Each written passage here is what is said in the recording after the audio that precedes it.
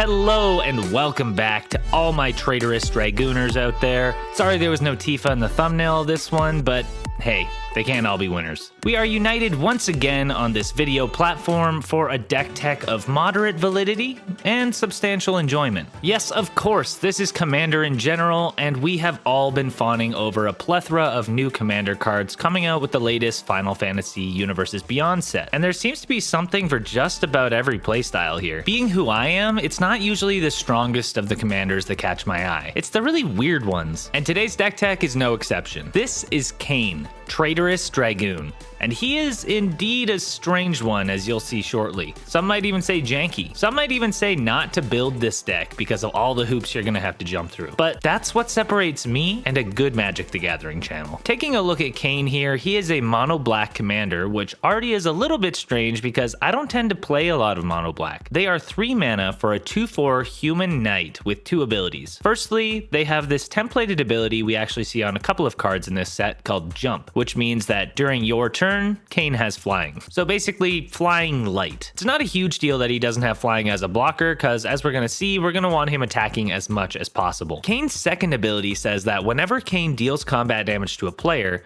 that player gains control of Kain. Okay, weird. It goes on to say that if they do, you draw that many cards, create that many tapped treasure tokens, then lose that much life. What a strange little fella. So he's going to give us a bunch of cards and treasure, but then we have to give him away. Well, as it turns out, this may not be a bug, but a feature. This card reminds me a lot of Slicer, Hired Muscle, which can actually be a CEDH commander, crazily enough. On the front side, Slicer is a 5 mana 3/4 hasty double striking robot that says, at the beginning of each opponent's upkeep, you may have that player gain control of Slicer until end of turn. If you do, untap Slicer, goad it, and it can't be sacrificed this turn. If you don't, convert it. So the thing that makes this card so strong is a few things. Firstly, commander damage gets tracked on the card itself, so it doesn't need to be you that's attacking with the commander. Anyone can stack up the damage for your commander, so you can keep passing it around the table and essentially get 4 combats per round of the table if all goes well. Now, I do think Slicer has a few things over Kain, but I assure you, no matter what, they're going to be very different decks just from the pool of cards you have to choose from in mono red, which is generally very aggressive and deals a lot of damage through combat, and mono black, which doesn't. So what Slicer does better is A, they have haste, B, they have double strike, which are both pretty significant, and C, that it goads itself, which is pretty darn important. If your opponents have it and they don't attack with it, then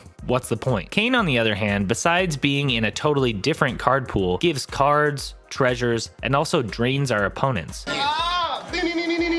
It has a little bit of evasion with the flying, and also comes down a full 2 mana cheaper, which is pretty significant. But without the same tools at our disposal as in a red deck, we're gonna have to get pretty crafty with the deck building in this. I'll admit that I tried to go pretty deep on this one, but there is still probably tons of really niche cards for this deck that are great. So if there are any really good additions that I missed, make sure to let me know down in the comments. And while you're down there, it super helps the channel if you hit that like button, and you can also subscribe if you want to join me on my journey to reach 5K subs. But without any further ado, let's get into this deck tech. So the plan for us is going to look a little something like this. We want to suit up Kain in relevant equipment and auras to make him bigger, more threatening, and more importantly, goated. Secondly, while Kain is doing damage and draining its current controller, it also is going to be giving them cards and treasure. So we're going to want ways of hurting people when and if they try to make use of those advantages. If we're going to be attacking with Kain ourselves, we also want some incidental ways to counteract that life loss. And very lastly, and this is kind of difficult, we're going to need at least a couple of ways to get Kain back should our opponents just be hogging him all to themselves. So let's start with that bit about goading the creature. Black actually has a good handful of options to goad creatures through enchantments like Ghoulish Impetus,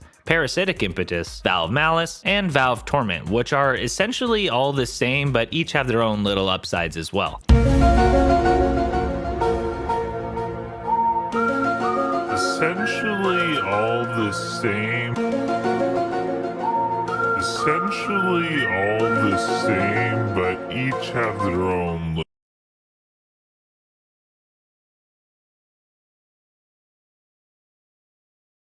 Ghoulish Impetus probably being the best of them since it recurs itself if the creature dies. And you know, while Kain is the main usage for these spells, they may also come in handy if some other big creatures appear across the table and if you don't want them coming your way. We also have a brand new one here, seemingly created specifically for this strategy and commander. It's the Eye of Nidhogg, which is the same, but it'll turn our creature into a 4/2 flying goated Death Toucher. And it also recurs itself if it gets sent to the graveyard. And then lastly, in the equipment pile, we have Bloodthirsty Blade, which is a 2-mana equipment that goads and gives a little power buff. But actually, really importantly, we don't equip Bloodthirsty Blade, you attach it to a creature an opponent controls. See, this is poignant because they had to word it like this, because we cannot equip our equipment to enemies' creatures like we can with auras, which can make a bunch of equipment that you want to put on Kain kind of a hassle since we don't always have control of him. This makes the whole getting Kain back portion of this deck pretty essential if you're going to want to be playing any equipment at all. But I do think that Black's aura game can be pretty weak, as we'll see in just a little bit, minus a few major exceptions, while there are a bunch of really good equipment out there that we could be playing. So I myself think that it's worth it, but let me know what you think down in the comments. So for ways of getting Kain back, we really only have 2 options. Firstly, Black has a bunch of this type of card that says the next time a creature dies, bring it back to the battlefield under its owner's control. Versions I personally like are Undying Malice, which also gives it a counter, Fake Your Own Death, which also has a stat buff along with a treasure token, Malakir Rebirth, which is also a land on the other side, Presumed Dead, which has that power buff again and also suspects the creature, and Supernatural Stamina. Now, these options are alright, with the caveat that any auras and equipment that are already attached to Kain are going to fall off when we get him back. He also has to die first, which is not nothing. Plus, you have to leave up the mana for it to happen on top of that. For those reasons, I don't recommend running too many of these kinds of cards. The other route we can go is there's actually a couple of lands that can help us get Kain back. Firstly, there's Mystifying Maze and Sanctum of Eternity, which in some way or another is going to bounce the creature, which once again is not ideal because all that stuff is going to fall off him again. Really, it comes down to one main card. That's right, Homeward Path. Listen, I'm under no illusion that this deck is pretty strange and that there is a lot working against us here, but I think these restrictions are what make the deck building so fun. So your 2 options at this crossroads are take out equipment entirely and go entirely with either an aura enchantment strategy or maybe something else entirely, or what do we do in a Black deck when we need to build in some consistency and we just don't have the card pool for it? We chuck in a bunch of tutors, of course. Yes, Black has no shortage of good tutors, and it's really the only color that can search for literally anything in your deck the way that it can. And the nice thing is that once we get that one piece that we really need, or if we just don't end up needing Homeward Path in this game, it's never a bad thing to be holding a bunch of extra tutors. If the circumstances change, you'll still be able to fetch up whatever the other card that best fits the circumstance. Diabolic Tutor, Grim Tutor, Insatiable Avarice, Scheming Symmetry, and Wishclaw Talisman are some of my favorites, along with Vargoth, Bloodsky Sire, who is a tutor strapped to a creature. I think actually having a few decent other creatures in our card pool is going to probably be a good idea for us in the case that we don't currently have control of Kain, or he's just become too expensive to cast. The last tutor I wanted to talk about specifically in the case of Homeward Path is Expedition Map. Unfortunately, Expedition Map is pretty unique in its ability to get any land at all on an artifact. Otherwise, we would be running a lot more of these types of effects. Being in Black, ramp-wise, we basically end up just playing the best that we have, like Arcane Signet, Charcoal Diamond, Soul Ring, and with what we're going for here, I also think that Jet Medallion and the Dark Crystal will be pretty good since we're going to be casting more smaller spells rather than a few big ones. Laser Screwdriver I think is also alright for us because it has that mode where we can go to creature among other things. And on the equipment side of things, Bitterhorn and Sword of the Animist are going to do work for us. And this is now touching on what makes this Slicer and Kain type of effect so good. So, if we have these attached to Kain and we start passing him around the table, with the way these are worded, whenever equipped creature attacks, you may search your library for a basic land card. Since we are the controller of the equipment still, like we could still take this equipment off of Kain and attach it to one of our other creatures if we wanted. The you word on this card is referring to us. So in the golden version of this scenario where Kain gets passed perfectly clockwise around the table, you get to look for 4 lands, which is nuts. And this isn't really unique to this card, there are all sorts of different equipment that are worded exactly like this that we can take advantage of. And we're going to look at a bunch of those in just a second, but I did want to mention that given our example of going perfectly clockwise around the table, this does actually imply that all other things equal, it is usually correct to pass Kain to the person following you in turn order, because that gives Kain the greatest chance of attacking multiple times. If you think about it, if you give Kain to the person behind you in turn order, then the maximum amount of attacks that could occur is 2, including yourself. So that's something to keep in mind while piloting this deck. But getting back on course here, let's talk about our Voltron options, both aura and equipment wise. Starting with our equipment. So starting on the power side of things, Blackblade Reforged, Lash Writhe, Nightmare Lash, and Tarion Soul Cleaver are some of my favorites because they're going to continue to give increasingly large power as the game goes on. The first 3 just by counting lands or swamps, and then Tarion Soul Cleaver is especially good because it's going to give our creature vigilance and a 1/1 counter each time a creature or artifact is put into the graveyard from the battlefield. And it just so happens that we're going to be doling out tons of easily sacrificable treasures around the entire board. Even without Kain, treasures are just a huge part of Magic now, so this is going to do work. Sword of Hours and the Aether Spark can also keep those counters coming as we go along, Aether Spark also providing some card draw or mana if the occasion arises. And lastly, on the equipment side, in terms of the swords, War and Peace does fit with the theme of making them pay for reaping Kain's benefits, as it drains life because of the cards in their hand, and we can recoup a bit of life based on the cards in our own hand. Mask of Memory can give us some card draw when they make contact, and a brand new addition here, the Buster Sword, will not only draw us cards, but it has the decent stat buff with a +3/+2, and oh yeah, you get to cast a card from your hand with CMC less than the damage dealt, and to be honest, with just this card, that's gonna allow us to play most of the cards in our deck. On the aura side of things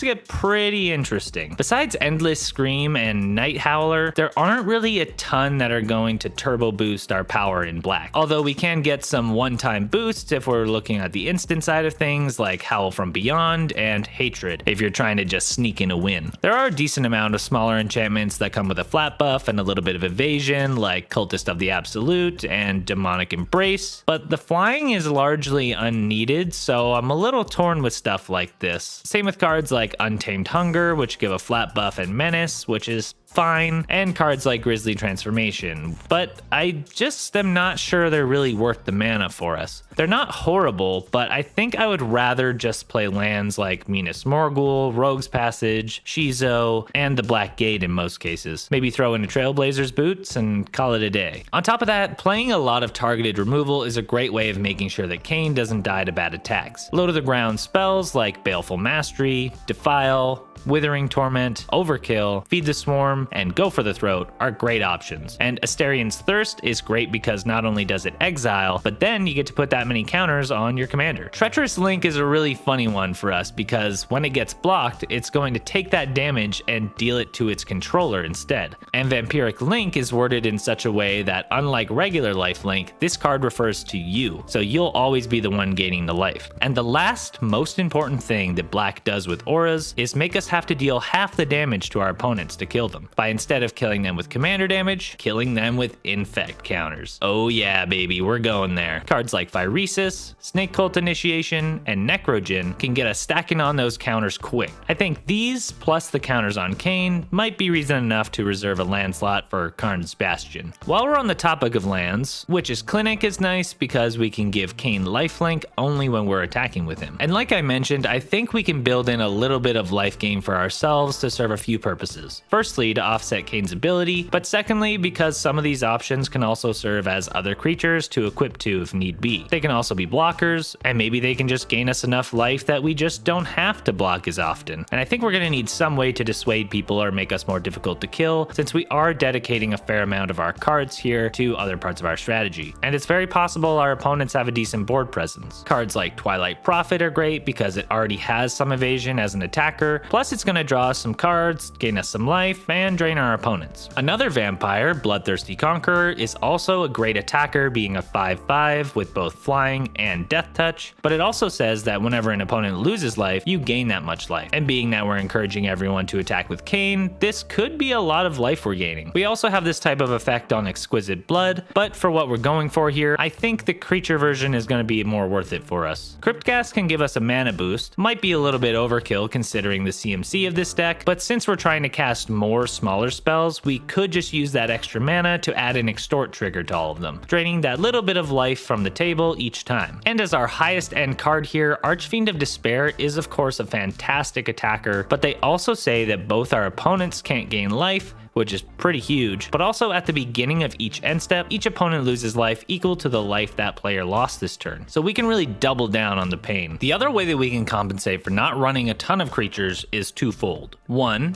Dissuasion. With cards like No Mercy and Phyrexian Obliterator, people tend not to want to attack your way. And two, with limiters like Maze of Ith, which can stop a number of things, including Kain himself in a pinch. But also Silent Arbiter. Now with Silent Arbiter, I hope I've got this right, but some judge can correct me if I'm wrong in the comments. But if our creature is goated under someone else's control, and they can only attack with one creature each combat, they have to try and satisfy as many requirements as possible. So they must attack with Kain, and that's all they'll be able to attack with, which is pretty brutal. Okay, and to round out the deck here, this last category is all about making our opponents pay for squandering our generosity. We gave them Kain after all. The Kain, you know, from the story of the game. I've actually never played a Final Fantasy game. I have no idea who this guy is, but he seems pretty cool. So the things we want to punish them for are drawing cards off of Kain, which we can do with cards like Scrawling Crawler, Shieldred, Fate Unraveler, Underworld Dreams, and Ob Nixilis, the Hate Twisted. And then also for sacrificing treasures with cards like Disciple of the Vault and Last Laugh, which will ping every time they try to sacrifice one of those treasures. But with that